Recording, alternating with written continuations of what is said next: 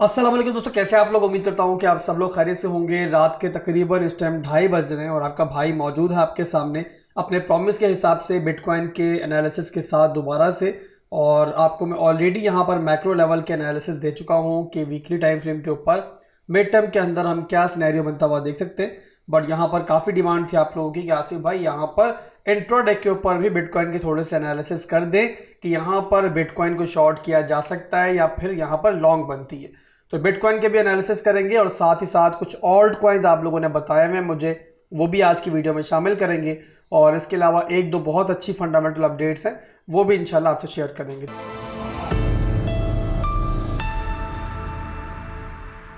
तो बिना किसी देरी की वीडियो को स्टार्ट करते हैं और डायरेक्टली स्टार्ट लेते हैं अपनी मार्केट के किंग बिटकॉइन से।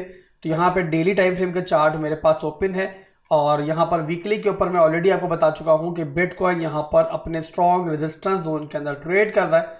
और यहाँ पर अगर देखो डेली टाइम फ्रेम के अंदर, तो जो हमारा अभी तक का यानी इस बेयर मार्केट के अंदर टॉप बना हुआ है ना बिटकॉइन का, वो बना हुआ था 31,800 की रेंज। अब यहाँ पर देखो तो अभी रिसेंटली इसी घंटे के अंदर बिटकॉइन ने इसको यहाँ पर स्वैप्ट आउट कर दिया है।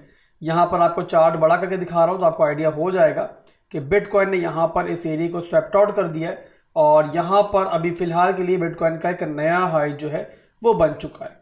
अब यहाँ पर दोस्तों मैंने आपको हमेशा समझाया है कि जब भी हम लोग अपने एसआर जोन के अंदर होते हैं और ख़ास तौर पे अगर वीकली टाइम फ्रेम के अंदर वो एसआर जोन मौजूद है, तो हम लोगों ने ब्लाइंडली जो है वो कभी भी शॉर्ट नहीं मारना होता। अब यहाँ पर जबकि बिटकॉइन के अंदर हमें फिलहाल के लिए इंट्राडे के ऊपर स्ट्रेंथ भी दिखाई दे रही है और अभी तक हमें बिटकॉइन के अंदर फिलहाल कोई वीकनेस दिखाई नहीं दी है, तो यहाँ पर शॉर्ट करना एक तरह से खुदकुशी करने के मुताबिक होगा।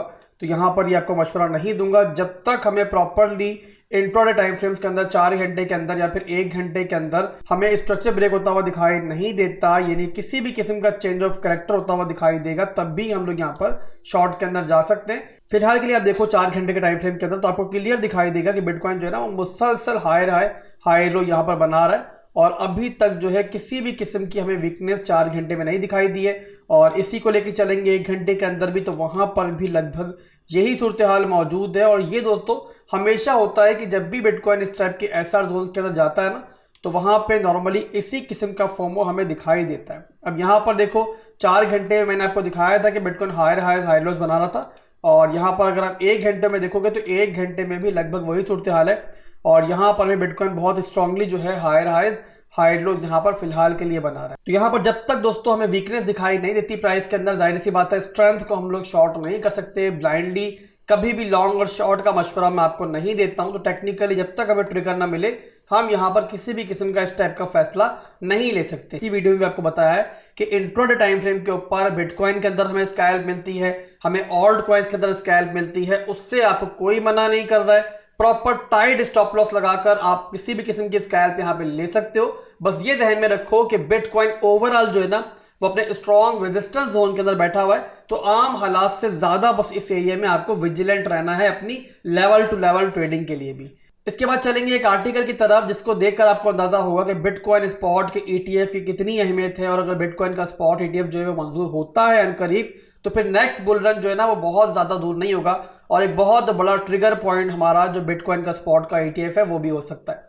अब इस आर्टिकल में दोस्तों क्लियर कट उसी बात की निशानदेही की गई है जो पिछली वीडियोस के अंदर मैंने बताया था आपको कि बिटकॉइन स्पॉट ईटीएफ की वजह से जब ब्लैक रॉक जैसी बड़ी बड़ी फाइनेंशियल इंस्टीट्यूट्स मार्केट में आएंगी तो उनको देखकर मजीद इंस्टीट्यूशन भी जो है मार्केट के अंदर आ सकती हैं और इस तरीके से बिटकॉइन की जो डिमांड है वो बहुत ज्यादा बढ़ सकती है। इन्हीं रीजंस की वजह से मुसलसल मैं आपको 2-3 महीने समझा रहा हूं कि जो भी डंप अब बिटकॉइन के आ रहे हैं उनको आप लोग एक बोनस के तौर पे लो, एक अपॉर्चुनिटी के तौर पे लो। पैनिक करने का टाइम नहीं है, बल्कि यहाँ पर फ्यूचर के लिए प्लानिंग करने का टाइम है। जिन लोगों ने अभी तक नहीं की है तो इस बार भी दोस्तों अगर बिटकॉइन डंप करता है जोन से तो आप लोगों ने पैनिक नहीं होना, बल्कि नीचे की रेंजेस के अंदर आप लोगों ने यहां पर अपनी पोजीशंस को मुस्तहकम करना है। इसके बाद अगले आर्टिकल के अंदर जो प्रेडिक्शन की गई है वो एक्सआरपी और रिपल के लिए जो खैर पॉजिटिव है ही, बट क्रिप्टो मार्केट के लिए भी काफी अच्छी खबर होगी जब भी ऐसा होता है। और वो ये है कि कुछ बड़े लॉयर्स हैं जिन्होंने यहाँ पर सिक्योरिटी एंड एक्सचेंज कमीशन और एक्सआरपी की केस के ऊपर नजर रखी हुई है। उनके हिसाब से सिक्योरिटी एंड एक्सचेंज कमीशन ने जो यहाँ पर अपील की हुई है अगर कानूनी तौर पर देखा जाए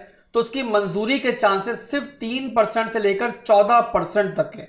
और अगर दोस्तों ऐसा ही है तो फिर जाहिर सी बात है, ज्यादा चांसेस यही हैं कि सिक्योरिटी एंड एक्सचेंज कमीशन की ये अपील जो है वो रिजेक्ट हो जाएगी और उसके बाद चांसेस बढ़ जाएंगे कि इस केस के अंदर फुल एंड फाइनल जो जीत होगी वो XRP की होगी। तो जाहिर सी बात है XRP के लिए तो खैर बहुत जबरदस्त चीज है ही, बट साथ ही साथ जब भी ऐसा होगा क्रिप्टो मार्केट के लिए भी काफी अच्छी खबर होगी। और इन दोनों पॉजिटिव खबरों को शेयर करने का मेरा मकसद ये है कि पिछली वीडियो के अंदर जो मैंने आपको वीकली टाइम फ्रेम के ऊपर एनालिसिस दिए हैं, मैक्रो लेवल के ऊपर एनालिसिस दिए हैं कि बिटकॉइन अपने स्ट्रॉन्ग रेजिस्टेंस जोन के अंदर है और ट्रेंड जो है हमारा वो इस टाइम अपने बेरिश जोन के अंदर है, तो उनको सुनकर आप लोगों ने इस टाइम सुपर बेरिश नहीं हो जाना, बल्कि इस चीज को समझना है कि बिटकॉइन की अब की बार जो रिजेक्शंस आ रही हैं, जो रिट्रेसमेंट्स हो रही हैं, वो पहले से बहुत मुख्तलिफ है। और अब बिटकॉइन जब भी रिट्रेस करता है, नीचे की तरफ जाता है, आपको मौका देता है, तो वहां पर आप लोगों ने अपनी पोजीशंस को बेटर करना है, ना कि उस टाइम पैनिक करना है। बस ये बात आप लोगों को ध्यान में डालनी है और मैं उम्मीद करता हूं कि आप लोग इस चीज को लाजमी समझोगे। इसके बाद कुछ ऑल्ट कॉइन शामिल करते हैं जो आप लोगों ने मुझे सजेस्ट किए हैं वीडियो कमेंट सेक्शन में या फिर डिस्कॉर्ड वगैरह पर, और उनके अंदर देखते हैं कुछ सेटअप वगैरह हमें दिखाई दे रहा है या फिर नहीं दिखाई दे रहा है। बट आगे बढ़ने से पहले दोस्तों मैं आप लोगों को ये बता दूं कि जो भी सेटअप मैं आपसे शेयर करने जा रहा हूं, आप लोगों ने ये बात जहन में रखनी है कि तमाम ऑल्ट कॉइन्स की जो नेक्स्ट मूवमेंट है यहां से, वो बहुत हद तक जो है ना वो बिटकॉइन पर मुनस्सिर करती है। और अगर बिटकॉइन ने यहां पर धोखा दिया तो ये तमाम ऑल्ट कॉइन्स आपको अपने स्टॉप लॉसेस को हिट करते हुए दिखाई देंगे। तो यहां पर ये चीज जहन में रख कर के बिटकॉइन अपने स्ट्रॉन्ग रेजिस्टेंस जोन के अंदर है, तब भी आप लोग चाहो तो इन सेटअप्स को ट्रेड कर सकते हो। और साथ ही साथ ये बात जहन में रखो कि ट्रेड करना भी है तो आप लोगों ने स्टॉप लॉस का इस्तेमाल लाजमी करना और किसी भी सूरत यहां पर स्टॉप लॉस को इग्नोर नहीं करना। तो यहां पर पहला जो ऑल्ट कॉइन शेयर करने जा रहा हूं आपसे, वो बैंड शेयर करने जा रहा हूं। बैंड का यहां पर इंट्राडे टाइम फ्रेम का चार्ट मैंने ओपन किया हुआ है और यहां पर आप देखो तो बैंड यहां पर अपने डिमांड जोन के ऊपर आकर बैठा हुआ है और यहां पर एक ट्रेंडन है, लिक्विडिटी ट्रेंडन है, वहां से इसने ब्रेकआउट भी लिया अभी और ब्रेकआउट लेकर यहां पर इस टाइम ये रिटेस्ट कर रहा है। तो यहां पर अगर आप बैंड के अंदर एंट्री लेना चाहो तो इस रेंज के अंदर आप एंट्री ले सकते हो। 1.344 से लेकर 1.325 की रेंज है जहां पर आप बैंड के अंदर अपनी इस स्कैल्प के लिए एंट्री बना सकते हो।